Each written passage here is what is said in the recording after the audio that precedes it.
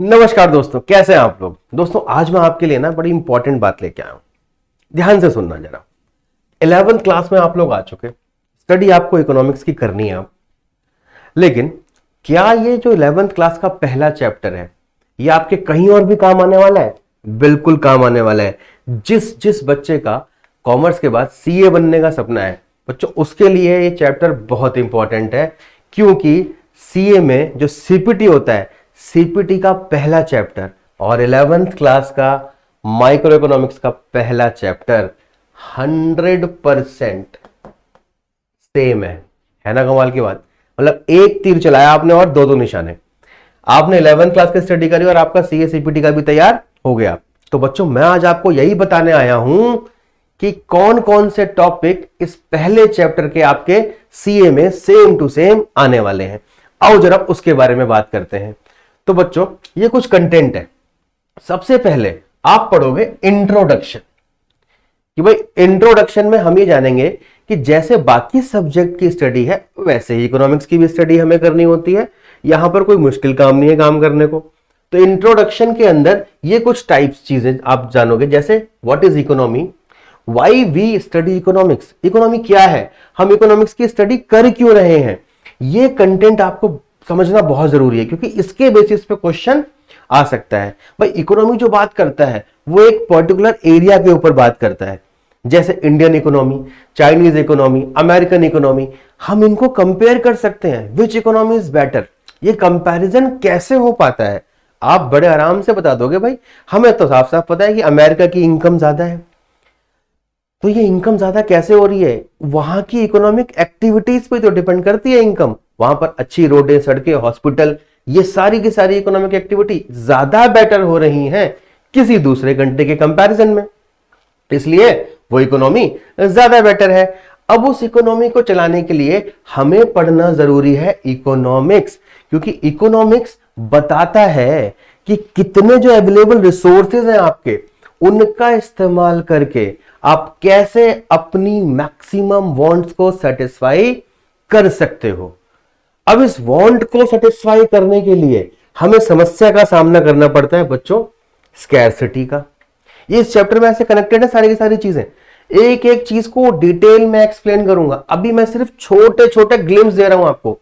Scarcity का मतलब होता है कमी, मतलब हमारी इकोनॉमी में जो रिसोर्सेज हैं वो लिमिटेड हैं, उनके डिफरेंट डिफरेंट यूजेस पॉसिबल हैं। भाई आपके पास पैसा है, आप उसका अलग अलग जगह पे इस्तेमाल कर सकते हो अलग अलग तरीके से।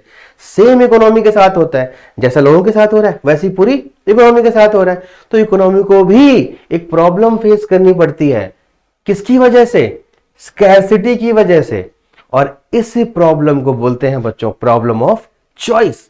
इस प्रॉब्लम ऑफ चॉइस पे एक क्वेश्चन आपका पक्का आना ही आना है। Very very important topic scarcity. अब इस स्कैर्सिटी की वजह से हमारी इकोनॉमिक प्रॉब्लम अराइज हो गई, जिसको मैंने नाम दिया problem of choice. That is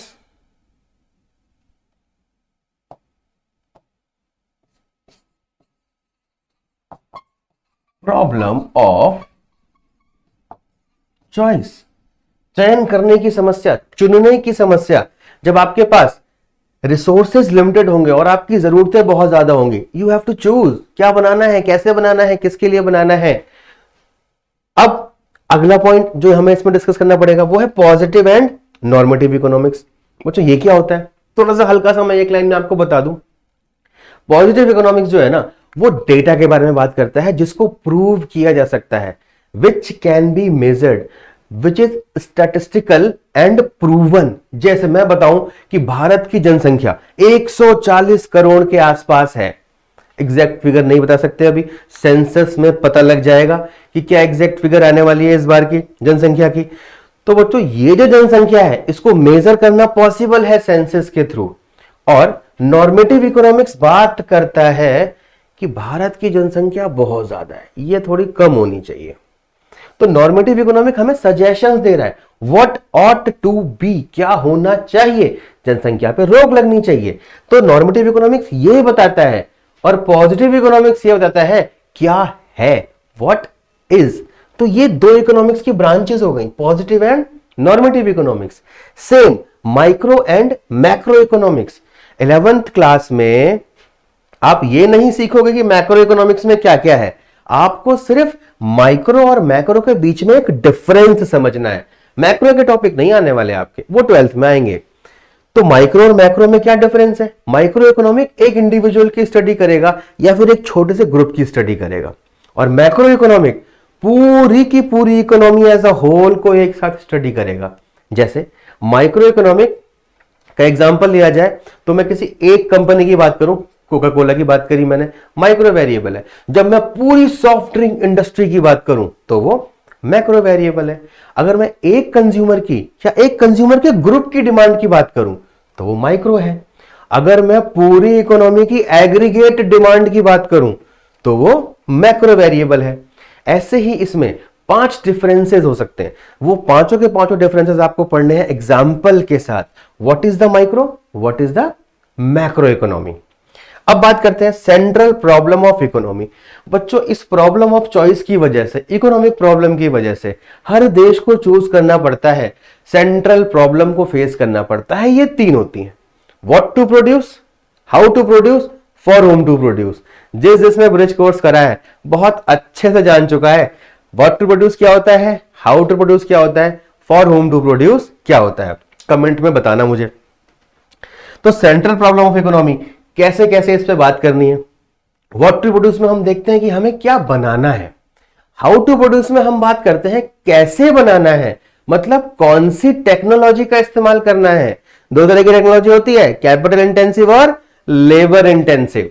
तो बच्चों अब उसके बारे में डिटेल में बताएंगे हम जब कोर्स करेंगे पूरा का पूरा। उसके बाद ये सबसे इंपॉर्टेंट अपॉर्चुनिटी कॉस्ट, इस पे पक्का क्वेश्चन आने वाला है। इस पे ऐसा नहीं कि आने वाला, इस पे भी आ सकता है, इस वाले पे जरूर क्वेश्चन आएगा। और प्रोडक्शन पॉसिबिलिटी कर्व पे भी एक क्वेश्चन हर साल बनता ही बनता है। इसको पीपीसी या फिर पीपीएफ कहते हैं। तो ये 11th के पॉइंट ऑफ व्यू से भी बहुत इंपॉर्टेंट है, ये सीए सीपीटी के पॉइंट ऑफ व्यू से भी बहुत इंपॉर्टेंट है। तो पहला चैप्टर ना मिस करें, नंबर कट जाएंगे अगर ध्यान नहीं दोगे।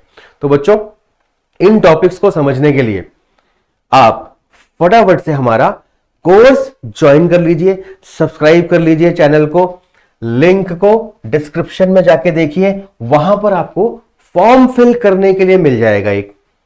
चेक द डिस्क्रिप्शन, फटाफट से जाइए अभी देखिए और फिल द फॉर्म। इस फॉर्म को आप लोगों को फिल कर देना है बच्चों।